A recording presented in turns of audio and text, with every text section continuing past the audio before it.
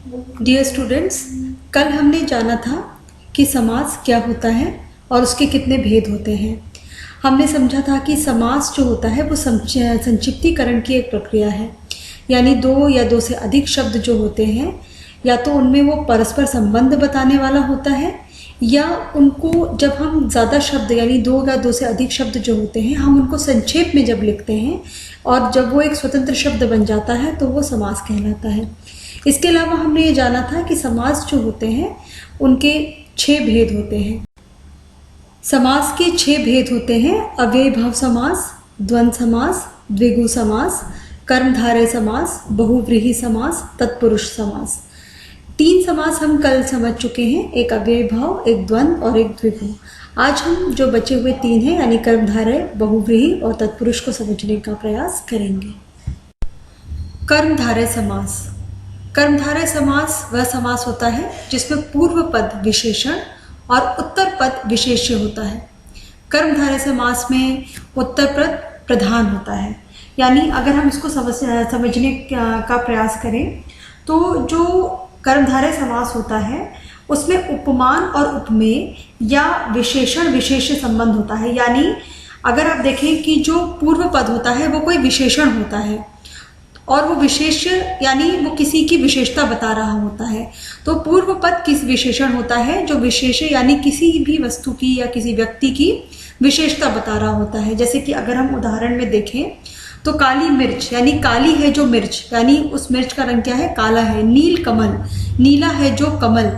पीतांबर यानी पीत यानी पीला, पीला है जो अंबर। चंद्रमुखी, चंद्र के समान मुख वाली। सद्गुण, सद है जो गुण। तो यहाँ पे क्या हो रहा है, किसी चीज की विशेषता बताई जा रही है। तो सबसे पहला जो पूर्व पद होता है इसमें, ये एक तरह से अगर हम बोले कि ये एक विशेषण होता है और उत्तर पद प्रधान होता है। ये हमें समझना बहुत जरूरी है। और इसमें एक चीज और है जिसे कहते हैं सिमिली, यानी हम किसी चीज को किसी चीज के समान बता रहे हैं, यानी किसी से चीज से कंपेयर कर रहे हैं। तो कर्मधारय समास में ये बात जरूर याद रखेंगे कि जो उसमें पूर्व पद होता है वो विशेषण होता है, वो किसी चीज की विशेषता बताता है। बहुव्रीहि समास। बहुव्रीहि समास वो होता है जिसमें दोनों पदों के माध्यम से एक विशेष यानी तीसरे अर्थ का बोध होता है, यानी जिसमें समस्त पद में कोई पद प्रधान नहीं होता, दोनों पद मिलकर किसी तीसरी या किसी तीसरे पद की ओर संकेत करते हैं। यानी जो इसमें दोनों पद होते हैं वो प्रधान नहीं होते, बल्कि ये दोनों मिलकर किसी तीसरी ही चीज के बारे में कुछ बताते हैं, कुछ नया ही अर्थ निकालते हैं। तो उसे हम बोलते हैं बहुव्रीहि समास। यानी किसी शब्द को अगर आपको पढ़ के ऐसा लगे कि ये शब्द किसी तीसरी चीज की तरफ इशारा कर रहा है तो या इसका कुछ और तीसरा मतलब निकल रहा है इन दोनों शब्दों के मिलने से, तो यानी वो क्या है, बहुव्रीहि समास है। जैसे कि नीलकंठ, नीलकंठ है तो नीला है कंठ जिसका, तो यानी ये किसकी तरफ इशारा कर रहा है, किसके बारे में बोला जाता है, शिव जी की तरफ इशारा कर रहा है। लंबोदर, लंबोदर यानी लंबा है उदर जिसका, तो ये किसकी तरफ इशारा कर रहा है, गणेश जी। गिरिधर, गिरी को धारण करने वाले अर्थात श्री कृष्ण। मृत्युंजय, मृत्यु को जीतने वाले, यानी किसके बारे में, किनको मृत्युंजय कहा जाता है, शिव जी। विषधर, विष को धारण करने वाला अर्थात सर्प, यानी सर्प यानी विष्टर जो शब्द होता है वो किसकी तरफ इशारा कर रहा है, सर्प की तरफ, सांप की तरफ। मृगेंद्र यानी मृगों का इंद्र अर्थात सिंह, शेर। तो ये क्या है, यानी ये जो बहुव्रीहि समास होते हैं इनके जो दोनों पद होते हैं वो दोनों पद के माध्यम से किसी तीसरी ही जो चीज का, किसी तीसरी वस्तु का बोध होता है। अब हम पढ़ेंगे तत्पुरुष समास। तत्पुरुष समास वो समास होता है जिसमें पूर्व पद यानी जो पद पहले आता है वो गौण होता है तथा उत्तर पद यानी बाद में आने वाला पद प्रधान होता है। तत्पुरुष समास में क्या होता है कि दोनों पदों के बीच में जो कारक चिन्ह होता है उसका लोप होता है, यानी कारक चिन्ह नहीं होता है। और जो परसर्ग यानी जो कारक चिन्ह होता है के आधार पर तत्पुरुष समास के 6 भेद होते हैं। जो 6 भेद होते हैं वो अभी हम पढ़ेंगे एक एक करके। लेकिन जो देखिए जो इनके बीच का जो कारक चिन्ह होता है उसको भी आपको जो छह जो भेद हैं उनके जो कारक चिन्ह को अगर आप याद कर लेंगे तो बहुत ही अच्छा रहेगा। इससे आपको कौन सा वाला समास है ये पहचानने में आसानी होगी कि कर्म वाला है, यानी जो तत्पुरुष समास के भेद हैं उसको आपको समझने में आसानी होगी। जैसे कि जो कर्म समास है, कर्म में जो विभक्ति लगती है, जो कारक चिन्ह लगता है वो होता है को, यानी कर्म के साथ को लगता है। जो करण होता है उसके साथ लगता है से या के द्वारा, या जो संप्रदान होता है उसके साथ लगता है के लिए। अपादान जो होता है उससे लगता है से, यानी अपादान में कोई किसी चीज़ से अलग हो रहा होता है। संबंध जो होता है उसमें का, की, के, रा, री, रे लगता है। अधिकरण जो होता है में, उसमें में, पर या ऊपर लगता है। तो ये आपको याद करना पड़ेगा कि कौन सा वाला जो कारक चिन्ह है वो यहाँ पर लगेगा।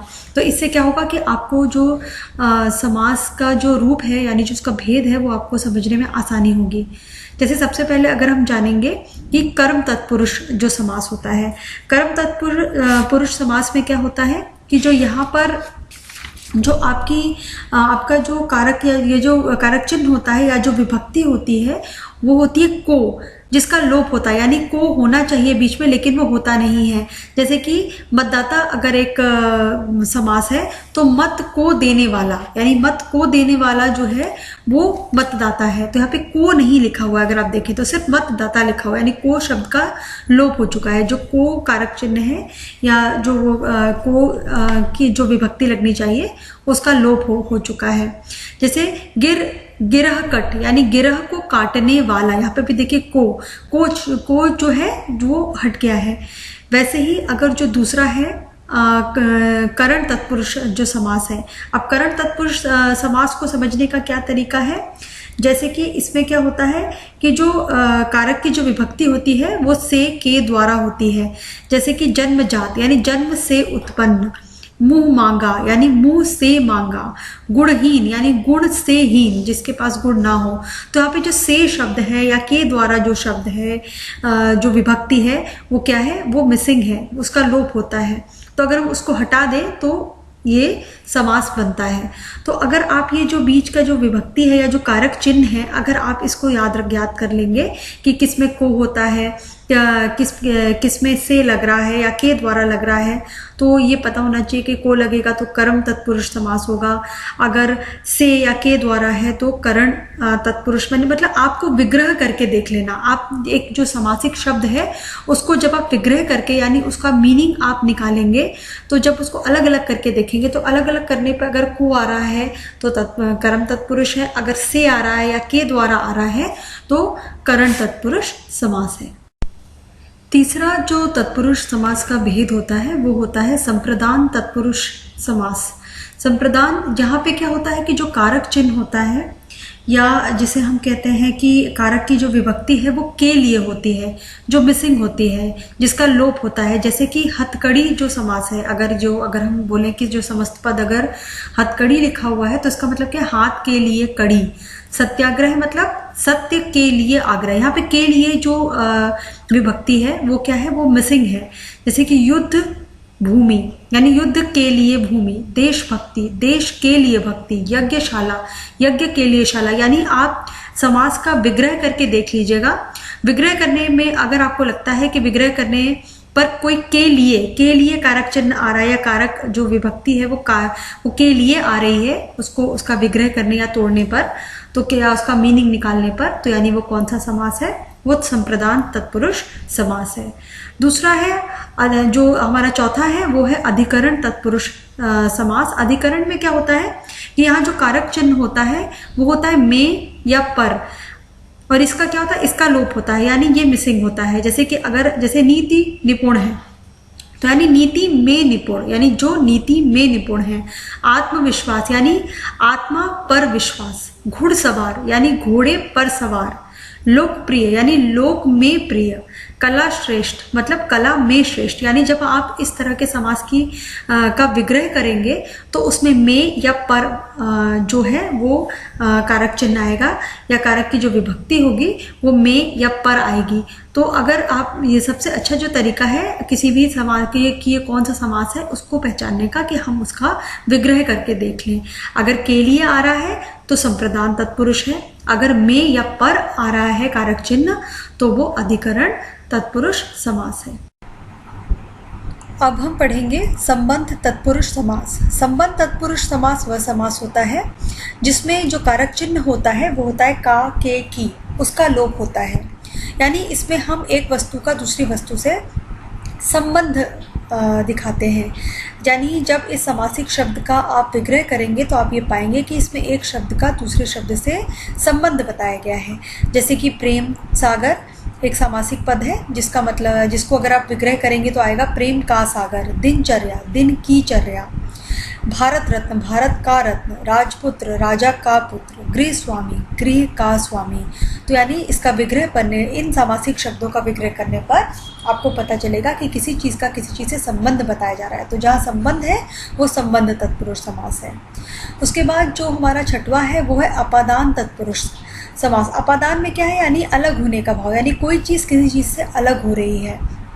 तो यहाँ जो कारक चिन्ह होता है वो होता है से, और आप जब इसका विग्रह करेंगे तो आप पाएंगे कि आपकी कोई चीज़ किसी चीज़ से अलग होती है इसमें। जैसे कि धनहीन, धन से हीन, भयभीत, भय से भीत, जन्मांध, जन्म से अंधा, जलहीन, जल से हीन, पथभ्रष्ट, पथ से भ्रष्ट, यानी यहाँ पे अलग होने का भाव है। तो कभी भी अगर जो तत्पुरुष समास है उनके जो 6 भेद को समझने के लिए उनके कारक चिन्हों को जानना ज़रूरी है, और जो समासिक पद हैं आप उसका विग्रह करके देख लीजिए। विग्रह करके कारक चिन्ह को पहचान कर आप तत्पुरुष समास के भेद को आसानी से पहचान सकते हैं। Thank you so much.